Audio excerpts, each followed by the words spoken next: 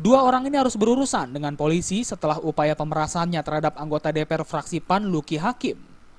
Setelah mendapatkan laporan dari Luki Hakim terkait kasus pemerasan yang menimpa dirinya, Polda Metro Jaya langsung bergerak cepat dan menangkap kedua tersangka di salah satu pusat perbelanjaan di Jakarta.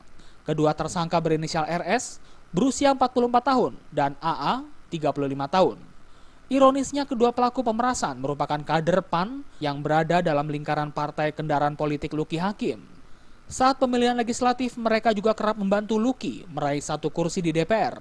Menurut Direktur Ditreskrimum Polda Metro Jaya Kombes Pol Krisnamurti, kedua tersangka memeras Luki Hakim dengan cara meminta uang puluhan juta rupiah dan sejumlah proyek di DPR.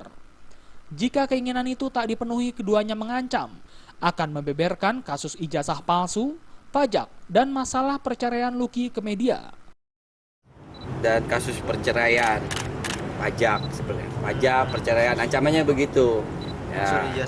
Ya, katanya masalah ijazah palsu, pemalsuan, membongkar tentang bukan ijazah palsu, tentang ijazah, pajak, dan kasus perceraian.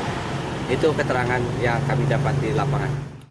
Sementara itu, korban pemerasan Luki Hakim mengatakan mereka sering minta uang dari yang mulai kecil-kecil kemudian mengarah ke pemerasan. Kalau memang ada itikat baik gitu, saya bicarakan kembali, maksudnya kasus pajak, kasus ijazah, saya rasa saya tidak punya masalah hal itu, tapi mereka ngotot gitu, malahan akan melaporkan saya ke Mahkamah Kehormatan, mau ke KPK, sudah disiapkan semuanya. Saya rasa bahwa saya tanya maunya apa sih sebenarnya, saya minta kompensasi sejumlah uang gitu loh, bahkan bukan cuma uang, mereka minta saya melakukan, ya kalau bahasa kotornya, proyek-proyek di DPR. Mereka meminta masuk menjadi staf saya, dan itu sudah mulai mengganggu kan.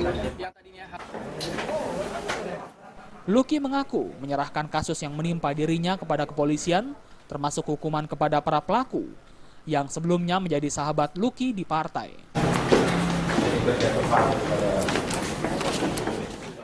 Dari Jakarta, Zikri Amin melaporkan.